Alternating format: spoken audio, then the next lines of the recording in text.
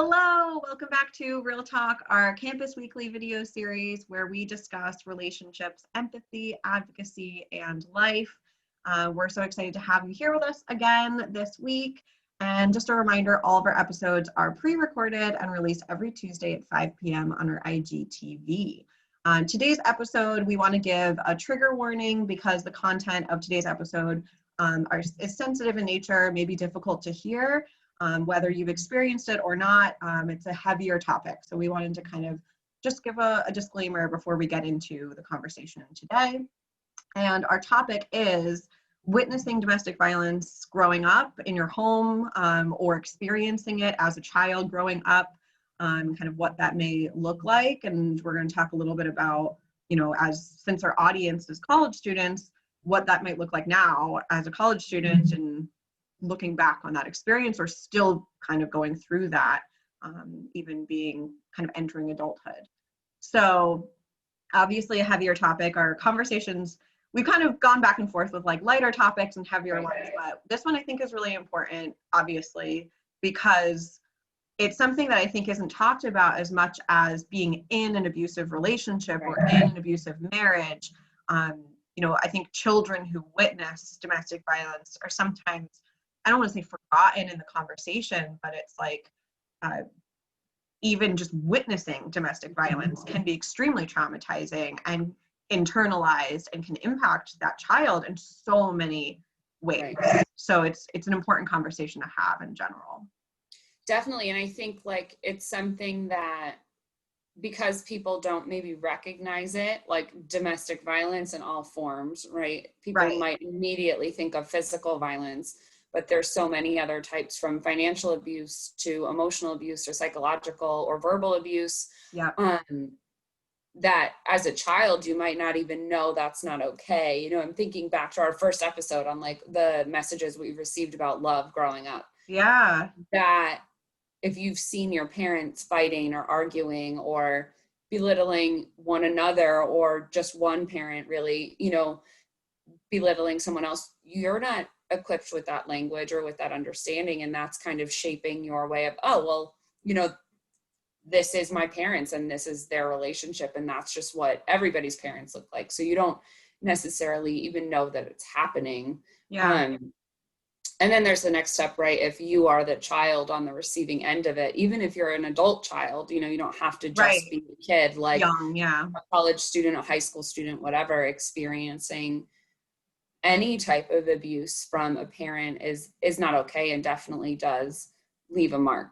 Yeah, and it's hard to talk about because we talk about all the time within an abusive relationship, like an intimate dating relationship, that it's really hard for people to see it while they're experiencing it because they love that person, because they have good times with that person, and that cycle of violence makes it really hard for that person to kind of recognize the red flags or recognize the abuse. It's 10 times harder, I would say, for someone who grows up with it. And like, I'm glad you mentioned the first episode that we did of like learning about love and healthy relationships growing up, because I think that's also learning about gender roles and expectations, learning about what sexuality may look like, or what messages we receive about those. You might be learning that from your family, right? That's a huge source of kind of messaging. And if you're growing up in a home where maybe you're getting the message of like, oh, you're too sensitive, or man up, or like homophobic comments or transphobic, whatever, like those messages about what is expected of you based off of your gender identity, based off of your sexual orientation, or your racial identity, or whatever that may be, the stereotypes associated with, or expectations associated or a disability, right? If you're pointed out or made fun of, or what ableism, like in family relationships too, is huge. Yeah. So I feel like that plays a huge role in what children particularly internalize. Like, it's hard enough to hear those messages from your peers or from the media. Like, watching movies is what we talked a lot about in our first episode, but particularly if you're hearing it from your parents telling you, like, you need to fit into this box, and if you don't, you're a shame, or, you're a disgrace, or, and using that as like an excuse for verbal abuse almost, right? Of like, I'm going to talk to you this way because you I don't know, like aren't like sizing up to what I want you to be or I expect you to be, right. which is really harmful. Right. You're not fitting in that box, exactly like you said. And you know, it's making me think too of, I'm not sure, well, maybe I know why it's popping up, but like spiritual abuse too is a thing. You know, if you have parents who might be incredibly religious, no matter what their religion, and as you grow up, maybe you want to experience things that are not under that umbrella, or they don't fit in very well with those really strict religious views. It might be really scary to like branch out or experiment with different things, or be accepting of people of different identities and who have different values. And maybe you're afraid to bring those people or those likes, experience, interests around your family or whatever it might be, because that is another method of controlling. You know, I've heard people talk about, you know, their parents like finding ways to control them and what they do under a religious guise as well, which is also a form of, you know, being manipulated and feeling like you're not able to experience the world as an independent person, especially, you know, when you're not 11 or 12 anymore. Right. Well, and that's what I was just thinking too, of like, as you're getting old, and I've noticed this too, as like, as I kind of enter my 20s and like I've kind of grown up a little more and more like outside of my home and everything, like you really start to reflect on how you grew up. And I think like I hear from students, from clients and people all the time of like, you know, but I love them, they're my parent, like I'm not trying to talk badly about them, they're so great and they provide for me and they do everything for me.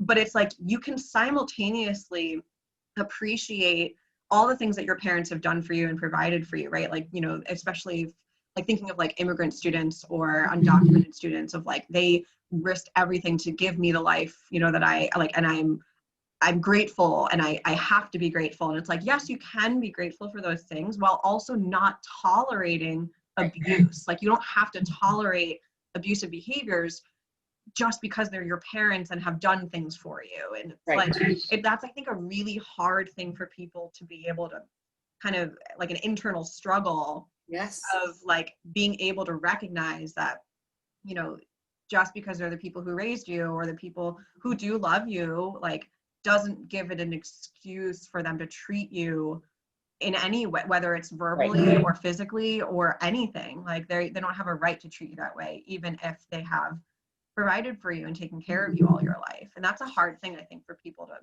Absolutely.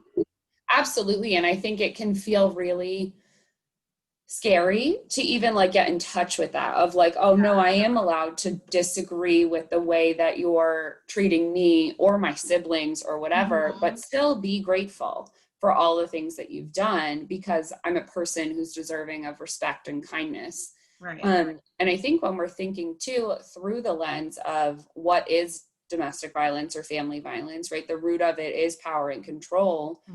And what we've heard, what we've seen is that parents who maybe are abusive or violent in different ways can use that, right, as their method of control, right? Look at all of the things that I've done for you. You should be grateful and allow me to treat you in these ways. And it's just so unfair, because I think like we think about with, you know, an intimate relationship that's maybe a couple that's married or whatever, there's a lot of maybe financial reasons that somebody might be tied to that relationship and reasons why they can't leave. That's different than a dating relationship, right? Because you don't have a home together or whatever it might be, children, this and that. It really rings up similar with family violence too, because there is that like, well, where am I supposed to go if my parents kick me out? Right? Like, especially with college students, like who live in the residence halls, that is a safety net for so many people during the school year. But what happens during the break when you want to start setting boundaries or, you know, putting up a wall so that you're safe from emotional abuse or physical abuse or sexual abuse or whatever it might be. And you don't know how to navigate that kind of safety plan, right? Because in your mind, and it could be totally the reality too, is if I stand up against this, I'm going to have nowhere to go. Right. Or like they pay for their college tuition, Right. or Yeah. they don't have a car or whatever. Yeah. Like, or in their insurance or their phone or whatever. Right. I mean, naturally dependent on our parents a lot of times growing Totally. up. Because I mean, how else are you, like, in a lot Right. of ways, This like is what that's, it is. they brought you into the world. Right. So, We didn't ask to be here. Like right?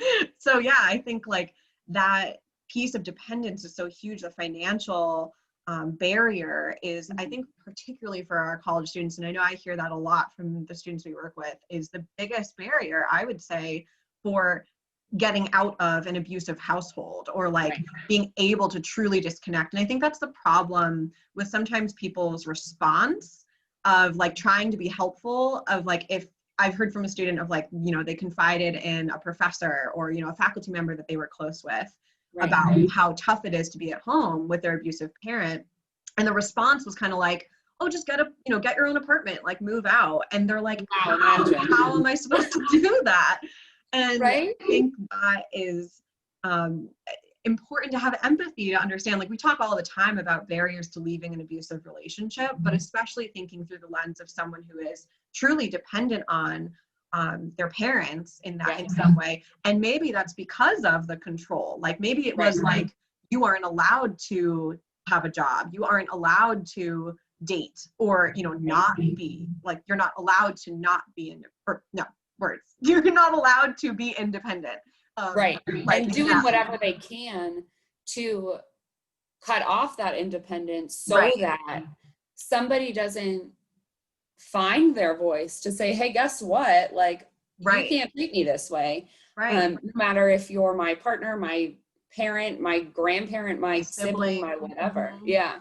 And I think like there's been so many conversations that I've had with people, and like the emotional abuse that comes with it, or the gaslighting of like, I'm just doing this to keep you safe, or like, I know what's best for you.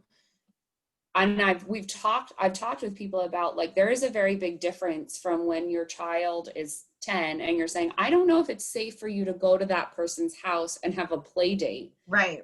Versus at 19, 20 years old, you can't go hang out with that group of people because whatever. Like, there's a huge difference in, at some point, you learn what is best for you, and you learn what's important to you and who you want to spend your time with. And I think everyone has a right to determine that, but it can get really tricky if parents are controlling and, well, if you go do that, or if you're, 5 minutes past curfew, you might, who knows what the consequences might be. And people live in fear, and it's important for us on the outside, or if you have a friend who's going through that, to honor that fear that's really present and probably preventing that person, for very valid reasons, from just saying nope and like walking out the front door. Yeah. And I'm glad you mentioned gaslighting, and like because I think there's also like, there might be the gaslighting in terms of like trying to excuse the behavior, but then there also might be gaslighting and blaming the victim, like what we see a lot too, of saying like, well, you're just too emotional, you're just too sensitive, like you just can't handle it, or like putting it back on the child, or putting it back on, or if you had just done your chores or done your homework, like I wouldn't be doing whatever. Or like, we've been talking a lot about like the parents, but even like sibling relationships, like that can be abusive as well, like utilizing, whether it's an older sibling, or in kind of, I know I'm kind of all over the place with my thoughts right now, but like, I think it's important thinking too about like, there's sometimes the older sibling might take on the parent role for the younger siblings if they're witnessing domestic violence in their parents' relationship too. So there's so many different dynamics that can be taking place. And I think it's important to recognize the way that particularly children, but as they get older, will internalize, and how that can show up in their future relationships. Yeah. Like, does that mean that they are likely to kind of absorb the message that love equals violence or love equals abuse, and then they seek out a partner that kind of exhibits some of those similar characteristics or traits because they think this is what love is, or they believe this is normal, or they believe this is what they deserve because that's what their parents or the abuser in that family relationship has been telling them growing up, right? That like, well, you're no good anyway, and like, whatever, and blaming we're going to that amount to person, anything or right? whatever that Not language worthy, is. you know, like whatever the messages were. And two, I was thinking about the like cultural piece when you were talking about like using it as like, I'm doing this for your safety. I think that's another big aspect of like control of using their, like I know you talked about religion before too, of like using their culture, using their religious beliefs or their values to control or isolate that person. Right. I'm so glad that you brought that up, because I've actually found, just in a little bit of transparency, like being who I am and how I identify, right? And my background of where I've come from is very Americanized and very white, and very, obviously I'm, you know, female, and all of these different dynamics of my lens of how limited it is can not always do me the best service in helping my clients, right? So I try to do everything I can and learn from my clients. But I think the reason I bring it up is it's always important to remember and honor that everybody's lived experience is different when you're trying to support a friend. Like, I'm thinking of WCSU and like the diverse students that we have. Yeah. I have a friend in your class who's like, my mom is doing X, Y, and Z to me. And it might be really easy for you to say, well, just tell her not to, or don't let her treat you that way. But somebody's culture, they might not even realize that that's incorrect, and that that is abuse or disrespect or whatever it is, because it's normal for people from that culture or that religion or that heritage to be treated that way by a parent or an older brother or a what, who knows what. So I think, right, like it is important to learn from others. And I'm thinking about our conversation with Dr. Gunter, right? Like just like allowing people to have space to be who they are, and recognizing the fact that you might be looking at things differently, whether you're their friend or their counselor or their professor or their coach or whoever. Like, just making space for that is really important, because not only is it hard for anybody to figure out how to leave or stand up for themselves in that kind of situation, but it takes time no matter who you are. So like, it's not like you have to come forward and figure it out right away, especially if you come, you know, to the Women's Center and want to talk about, my parent treats me this way, or my brother treats me this way, and it doesn't make me feel great, and it's kind of hitting me one way or another to listen to this episode.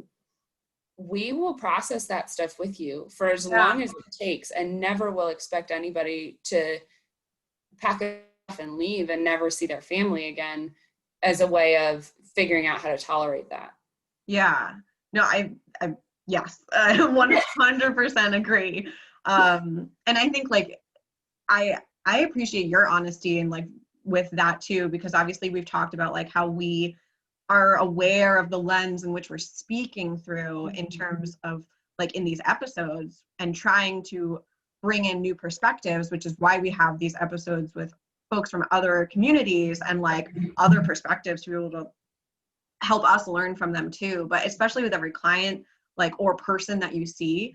But I do like also recognizing the message. I know I keep coming back to this, but like with transparency as well, like I heard that a lot growing up of like, well, that's just the way they are, that's just the way they were raised, or that's just like old school, like the way that they handled things. And I'm like, violence is the way they handled things, like then Still not that shouldn't be a part of the tradition. That shouldn't be something we absorb from our culture or from our like, you know, and so our family. And so I think a lot of times like you may not even realize the like discrete ways that you are absorbing those kind of understandings of abuse. I remember even having like a conversation with a colleague from a previous job about like spanking and like, you know, the even just like punishments for children and things like that, and like using a ruler to slap their hand and stuff. And we had this whole conversation about like, from her perspective, she's talking about why that was just a part of the culture of her family. And I was like, but why is violence accepted? You know, like I can understand and respect that like your culture may be different, but like across the board, violence should never be okay. Like it should never be like, it's all right because it's part of our religion. You know, like it's it's almost hiding behind like an excuse Sure. for it and using it as a way to like further, which is just, it's harmful. And I think it further silences victims, like, right, because they don't want to dishonor their family. They don't want to turn their back against their culture or turn their back away from their family. And so I think, even speaking of like barriers to reporting or barriers to leaving, we talk about all the time with sexual assault victims of like, it's likely someone that they know who assaulted them. So they may not feel like they want to get that person in trouble by reporting. If that's a family member, like thinking of all those other layers to it, whether it's sexual assault or domestic violence or any of these types of abuse we're talking about, they're a lot less likely to reach out for support because they don't want to, you know, get their family member arrested or in trouble or whatever, or get any systems involved. Or they've grown up in that, well, if violence or abuse is just a part of our culture or our religion or whatever it may be, that the person on the receiving end of it isn't even aware that like that's not okay. Like you don't have to deal with that. Yeah. And I think like part of what we were kind of talking about in preparing for this episode is what happens for college students or high school students as they grow up and start to connect with and learn their own values and their own views in the world. And like, my religion is important to me, but maybe this piece is more important to me than it is to my parent, or not as important to me as it is to my parent. And that's a very normal, natural part of growing up, even if you come from the most healthy home in the world, right? Safe, supportive, loving, figuring whatever. out who you are is hard. You are in a process. Yeah. Right. You're growing, you're learning, you're becoming independent, and you're going to figure out who you are. And like, you're going to just start doing that.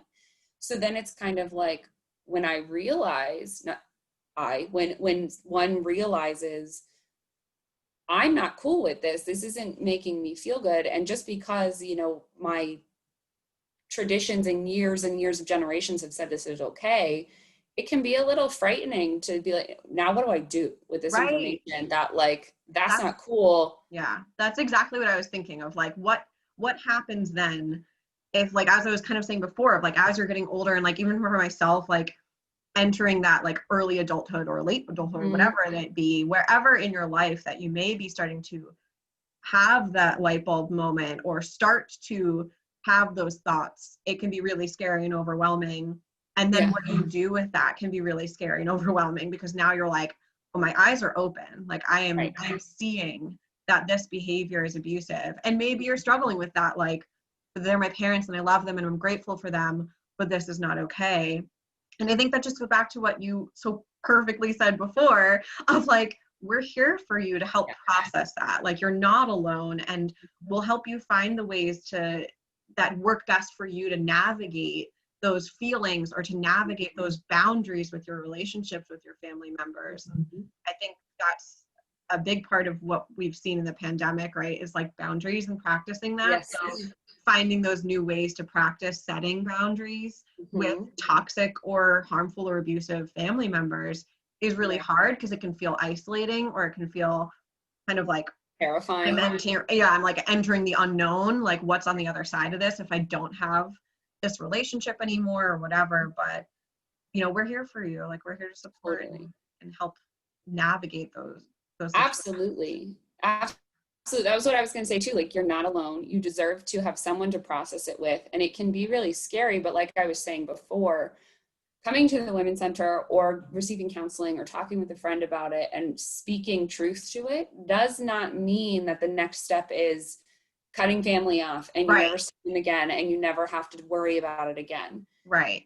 If that's what's right for you, that's what's right for you. Let us help you, you know, safety plan and navigate that and what that looks like, or talk about it and then we figure out what's right. Like, the goal is to get support and not be judged for what you're dealing with. And that can come from so many places. So I think, you know, the reason we wanted to do this episode is because we see what our students are dealing with. And we can only imagine that we know there's more students at WCSU than come to us at the Women's Center. Like, that is fair. So it's out there. It's hard to identify. It's hard to sit with.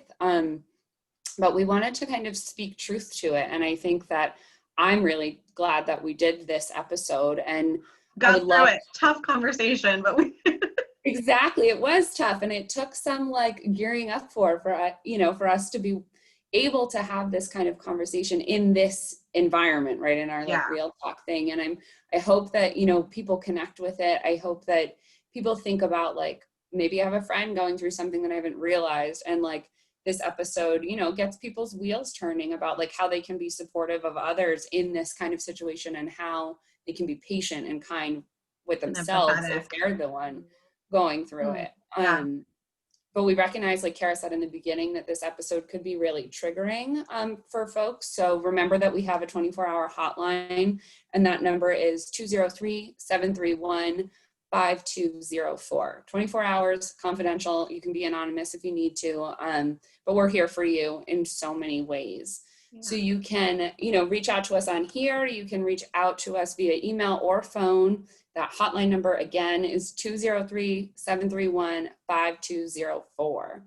And remember, you can reach out to us via email or phone with questions, comments, concerns, feedback, and that these episodes are pre-recorded and will be available to view on IGTV. So share with a friend, stay tuned for next week's episode, and thank you so much for joining us. Yeah, thanks for getting through this tough conversation. It was tough for us even to get through it. So we appreciate you if you made it this far in the video. Know that you're not alone and that we're here for you. And thank you. Thank you. Thank you. Bye.